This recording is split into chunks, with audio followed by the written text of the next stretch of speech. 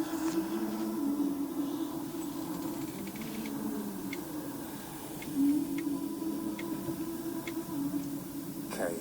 roa rei toko toia me tau tinana e hoa hohepa te umuroa.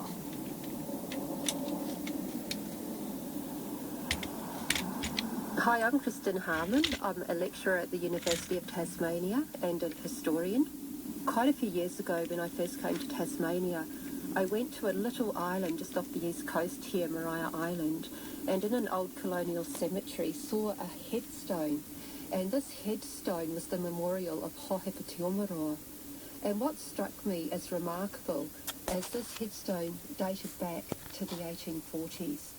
And it really made me wonder, what was a Māori man doing at Maria Island at that time? I later found out, of course, that he was one of a group of Māori who had been transported to Van Diemen's Land. And that piqued my curiosity about whether there had in fact been Australian Aboriginal people caught up in the convict system and perhaps Indigenous people from other parts of the British Empire.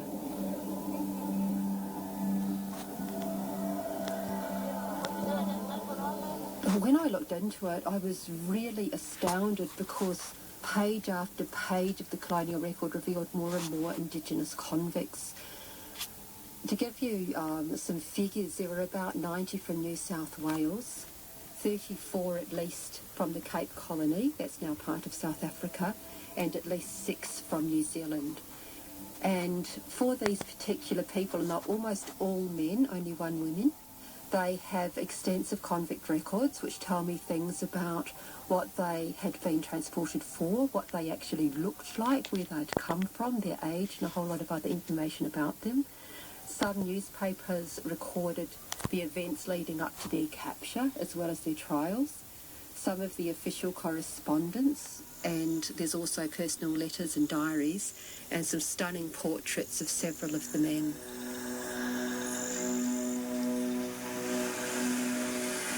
I really like to use transportation. I think obviously it reduces the strength of numbers of resistant fighters in certain regions at certain times when men are taken out of those areas. It also takes away leadership from people who were involved in resistance, because it's often leaders that are being captured and later transported. And it also scared people. It was designed to scare people, and some of the colonists and colonial leaders talked about this. They thought transportation could in fact be better than hanging people, because if you hang people, their country people know what's happened to them and there's a body. But if you transport them, they vanish without trace. So there was this idea that you could frighten the compatriots into complying with colonial rule.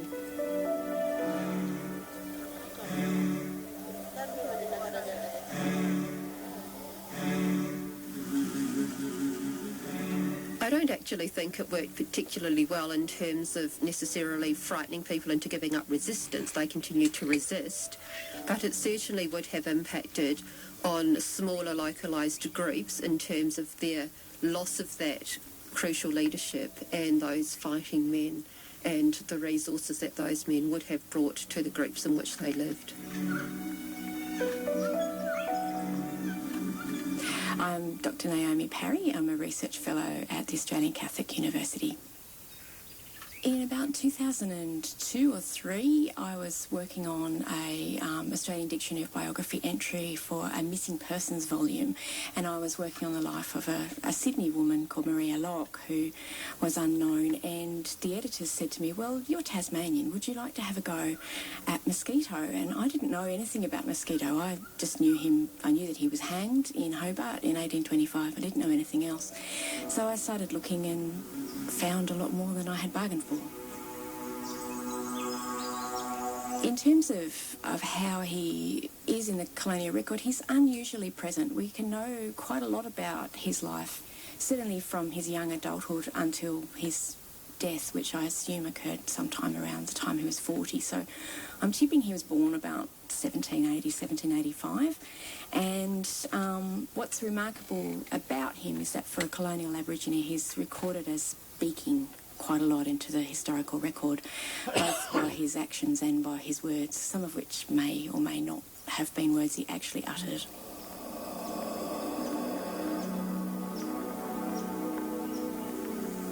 The first we hear of mosquitoes in May 1805 when a group of Aborigines were raiding settlers on the banks of the Hawkesbury.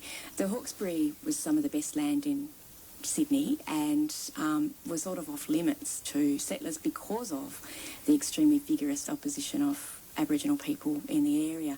And those people were namely the Darug, but because of the forces of colonisation, people from other areas of Sydney had been pushed into that kind of last bastion. Mosquito was a Gamaragal man. He was from Broken Bay, and the first we sort of ever see him in the record is when a party of soldiers see him in the bush, and he declares in good English his determination to continue his rapacities, and he's described then as bush mosquito. Like other men in New South Wales and those that were further inland as well, he quite quickly grasped the notion that economic sabotage was a really useful way to fight against this incursion onto Aboriginal lands, and so he was involved, for example, in setting fire to farmers' hay ricks, whereas sometimes crops would be taken just before they were ripe, or in some instances further inland, 1,000 or more head of cattle driven off the land, or large flock of sheep driven away. So it wasn't just because people obviously wanted a steak or a lamb chop. They would have only taken one or two animals. It was so they would actually take away the entire herd and therefore destroy the livelihood of the colonists involved and hopefully drive them from the land. At first, Governor King thinks that the Aborigines are raiding because they're hungry, so he orders the settlers to give them food. But it soon becomes quite clear that they have rather severe intentions towards the settlers, and he despairs and orders that the promulgators of the violence be rounded up. And it appears that the Darug hand him over as part of the price of peace. They declare that Mosquito was the chief protagonist of the outrages and surrender him. I suspect that there's some attempt at deflecting the blame from Pemulwuy and Tedbury, and that Mosquito and another Aboriginal man called Bulldog essentially get traded out.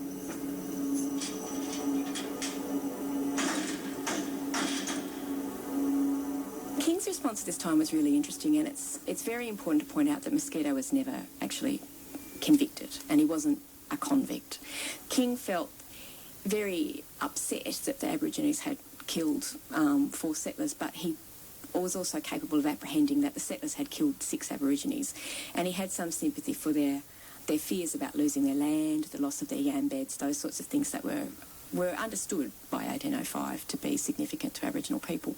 So he called for a legal opinion, and Judge Advocate Richard Atkins advised him that the Aborigines were not bound by any moral or religious tie and could not give evidence or bear charging, and this was what lay behind King's decision to exile them rather than try them in any way, shape or form. So they were sent to Norfolk, and that was the end of it as far as the residents of Windsor were concerned.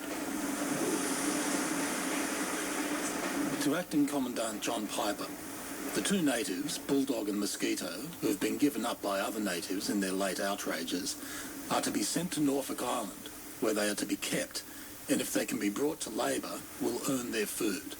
But they must not be left to starve for want of sustenance. They are to be victualled from the stores. Governor Philip Gidley King, 8th of August, 1805. Look, I think Mosquito was a remarkably adaptable man.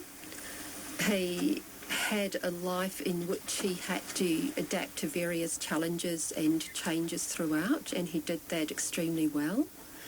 He went from engaging in really what amounted to economic sabotage at the early frontier around Sydney, to then having to deal with surviving the convict system at Norfolk Island, which was notoriously harsh.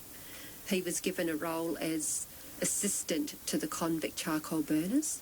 Being a charcoal burner, I should add, was the absolute lowest of low, really, of the roles, and then to be an assistant to one. He then was shipped to Van Diemen's Land, where it seems he was initially at least assigned to settlers as a convict servant, but later became a free person.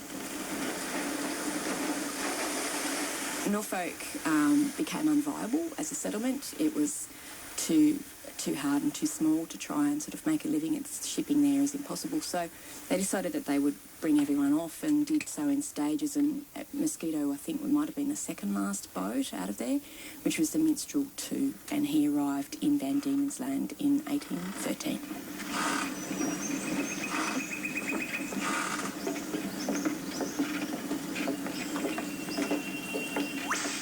So he arrives in Port Dalrymple, which is a nascent settlement in, it's now Launceston, and the place was overrun by people who were called freebooters and also later became called bushrangers, and they were escaped convicts and essentially feral convicts who really did cause an awful lot of problems all across Tasmania at that time, and he became known for his work in tracking them and rounding them up.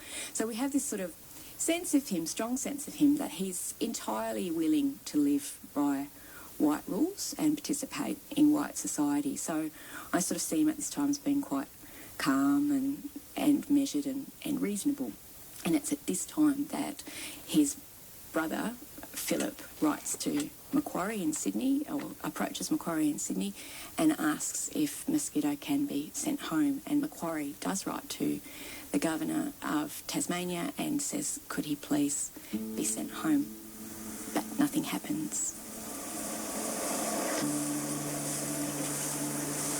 He was clearly a talented tracker and was of value to the colonists in that role. That's one of the possible reasons why he was not sent back to New South Wales, whereas other Aboriginal convicts who managed to survive, very few did, were in fact sent back up to Sydney and then on to their various countries. A final kind of story about his tracking exploits, which again is reported by Lieutenant Governor Sorrell, that Mosquito and this convict McGill were involved in tracking down the feared bushranger Michael Howe. It's mentioned as a noteworthy, as a reason why Mosquito should be sent home, but again, he isn't. There seems to have been a series of promises made that were broken, and I really do think that he just walks into the bush at this point, and we don't hear from him again for some years, maybe 5 years, before he's actually appears again in the record.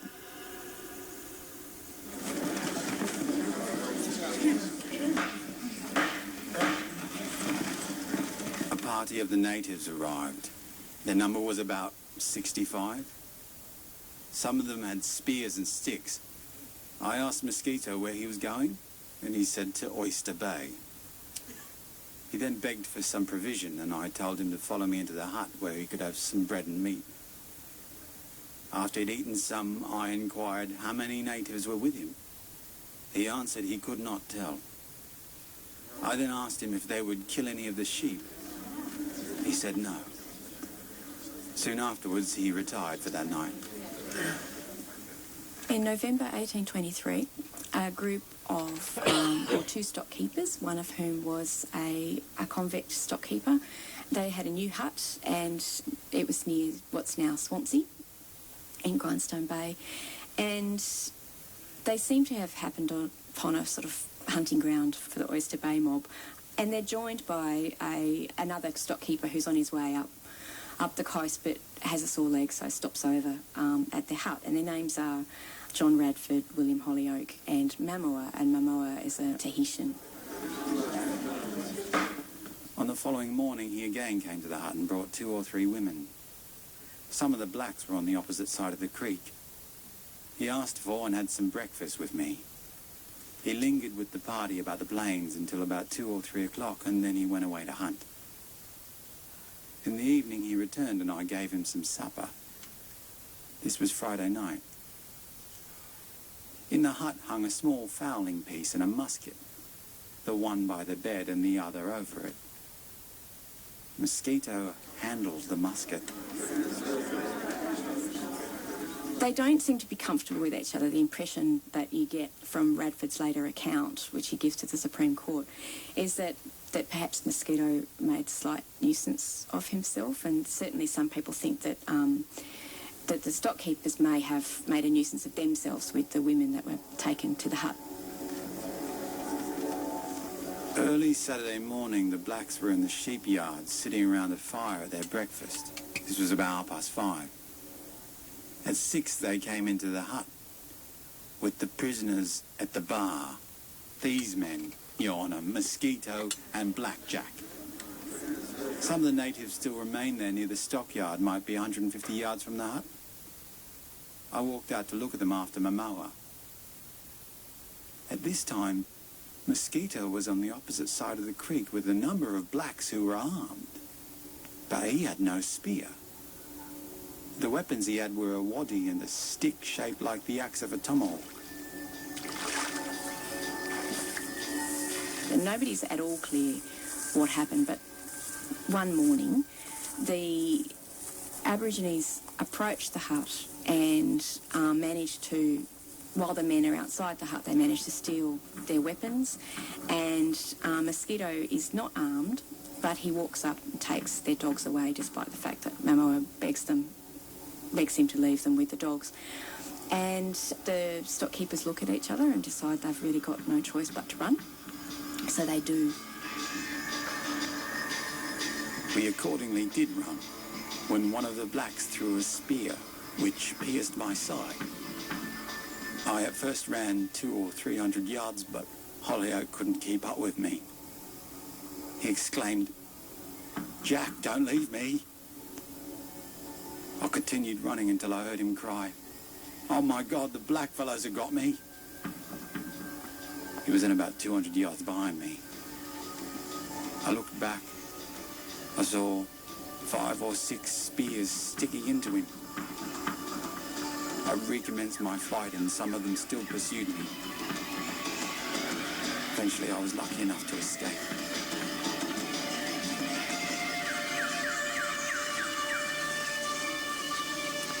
I can swear that no provocation was given to the natives or any violence shown by me or to my knowledge by Hollyoak.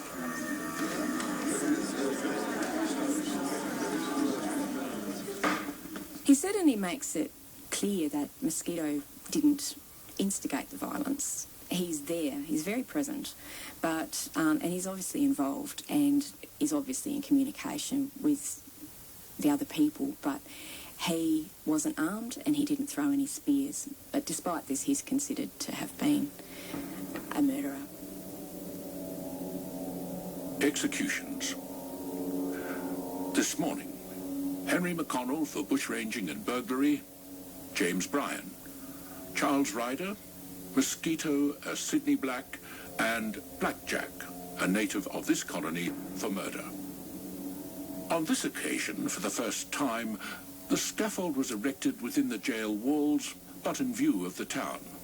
The Reverend William Bedford addressed the assembled spectators in words to the effect, "My dear friends, it is the anxious wish of these our dying fellow sinners that I should thus in public acknowledge for them the justice of their condemnation, and that I should call upon you to repent, for the kingdom of heaven is at hand. They implore you to take warning from their ignominious end. They entreat in this their last hour that you will turn from the error of your ways to the Lord your God, for he will have mercy." This address proved very affecting, and the hapless offenders, after a short interval, were launched into eternity. Hobart Town Gazette, 1825.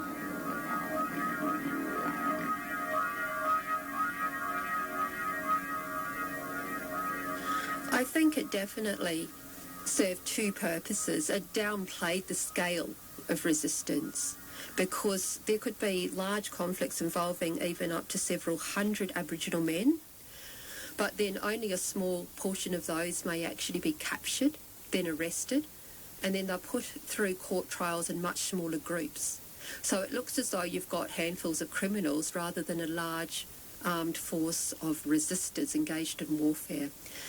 The other key purpose it served, I think, is more of a legal one and perhaps a moral one, and that is by casting Aboriginal men as criminals and not as political prisoners or resistors.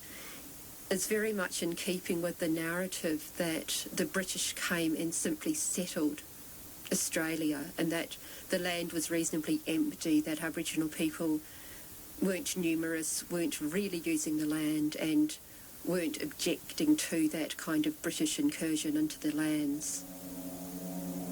The only tribe who have done any mischief were corrupted by Mosquito, who, with much perverted cunning, taught them a portion of his own villainy and incited them time after time to join in his delinquencies. Hobart Town Gazette, 1825. In a state of warfare, war propaganda arises, and I think that's happened in relation to Mosquito. If we make up stories about our martial enemies that cast them as being brutal, savage, and really less than human, it then becomes probably, in a way, easier to seek, attack, and destroy the enemy. I believe that in his life, there's a lot to tell about broader stories of Aboriginal attempts to come to terms with civilization. And it's very rare to get a strong sense of someone's character at the time, of anyone's character, let alone an Aboriginal man living on the edges of frontier society.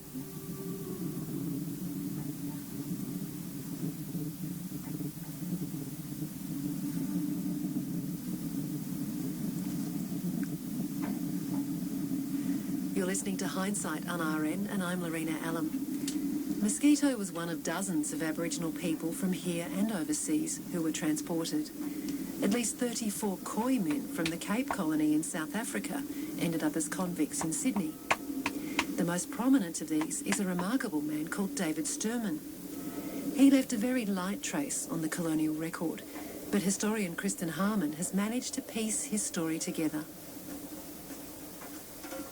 He was a leader of Khoi people at the Cape, and his brother had managed to negotiate and to obtain a tract of land, and this was kind of happening when the Dutch and the English had the Cape Colony, bouncing backwards and forwards between them. And they were the last of the Khoi, the last of the indigenous people from the Cape to live on their own freehold land, where they had built a kraal or a village. But what happened then was that the British were at war with the Xhosa, and quite a few of the Khoi, who were never actually enslaved but were working as indentured servants, were fleeing across the border to join the neighbouring Xhosa against the British. And suspicions fell on David Sturman and his people that they too could well be supporting the Xhosa. Now, as a result, the British rode into the kraal and arrested David, one of his brothers and two other men, and took them and families to Cape Town. Now, three of Sturman's wives and 7 of the children were taken and jailed with him, and sadly 4 of the children actually died in jail in Cape Town. He was sent over to Robben Island, and with a group of men escaped. He actually managed to escape twice from Robben Island, which is quite remarkable, and lived for about 10 years with the Xhosa before he was in fact then transported out to New South Wales, to Sydney.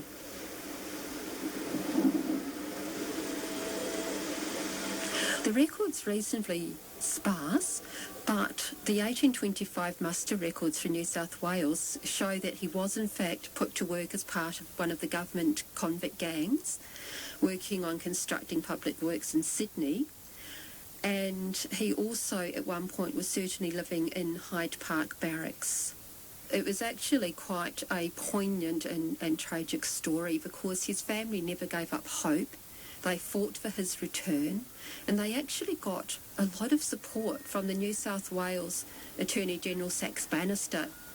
The blame and the shame of this degradation lie heavy with some of the former possessors of this land, who, first having robbed the Aborigines of their paternal inheritance, took advantage of their tame and defenceless state to thrust them down into the most abject servitude.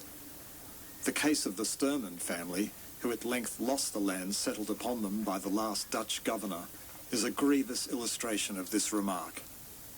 The British functionary who prosecuted the head of the family is said to have himself obtained it and to have held the children in abject servitude, whilst David Sturman is pining, if alive, in New South Wales.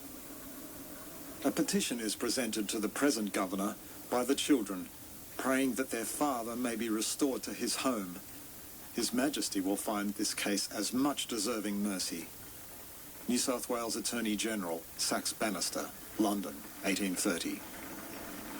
And finally, the British agreed that he, in fact, could be sent back to the Cape, but by the time the news reached Sydney, he'd died. Now, Khoisan chiefs from the Eastern Cape are teaming up with the National Heritage Council to begin the legal process to repatriate his remains. We assume he was probably buried, although sometimes the remains of convicts were subject to medical examination and experimentation, so it is a little difficult to know. He was taken away to Cape Town and imprisoned there. Within 4 months or 5 months, about 4 of his children died in Cape Town. And that is still a question that haunts us. And now we as chiefs, we consider ourselves as a continuation in the modern time of his legacy as what is referred to as the last of the Khoi chiefs. And we want to respect his memory. He could be here somewhere, and it is extraordinarily important to people in South Africa today to try and have his remains returned if that's at all possible. The plan is to bury Sturman's remains near the Gamtoos Valley in the Eastern Cape, where he was born in 1773. The records, this is so early for New South Wales, the records pertaining to any possible burial just seem not to be extant, so it is a real puzzle as to exactly where he might be located. I made a vow not to cut my hair, nor brush, nor comb my hair until the remains of David Sturman are being brought back from Australia.